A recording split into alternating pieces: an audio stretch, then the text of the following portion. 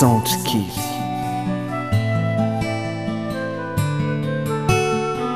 Mizora lety Zandry Kely amin'ny kiripohatrany azaki velively fa tsy fombantsika izany.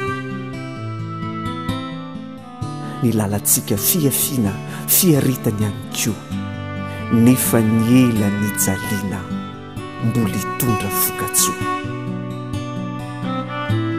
Fa ny lanitra mijery ny kambotiny eto an-tany tsy hamely ireny very any anato sarotrany.